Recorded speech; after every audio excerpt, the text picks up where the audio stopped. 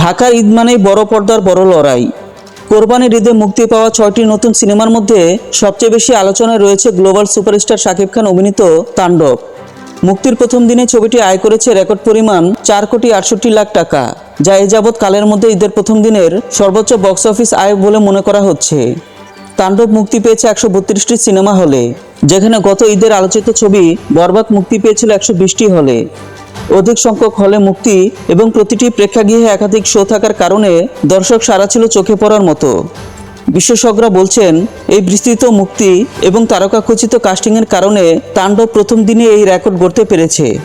তাণ্ডব নির্মিত হয়েছে প্রায় ২৫ কোটি টাকা বাজেটে। পরিচালক রায়হান রাফির পরিচালনায় ছবিটি প্রতিটি সিনেম্যাটিক ইউনিভার্সের অংশ, যার ফলে দর্শকদের আগ্রহ কয়েকগুণ বেড়েছে। প্রাথমিক সাড়া দেখেই বোঝা যাচ্ছে দর্শকরা ছবিটিকে সমর্থন দিচ্ছেন। চলমান ট্রেন্ড যদি অব্যাহত থাকে তাহলে মুভিটি লাইফ টাইমে ১০০ কোটি টাকার বেশিও আয় করতে পারে, এমনটি আশা করছেন প্রযোজক ও বিশ্লেষকরা। প্রথম দিনের রেকর্ড, সিনেমার হাইপ ও দর্শকদের সাড়া মিলিয়ে তাণ্ডব এখন পর্যন্ত বক্স অফিসের শীর্ষে। এখন দেখার বিষয়, এই ধারা বজায় রেখে সিনেমাটি লাইফ টাইমে ১০০ কোটির ক্লাবে ঢুকতে পারে কিনা।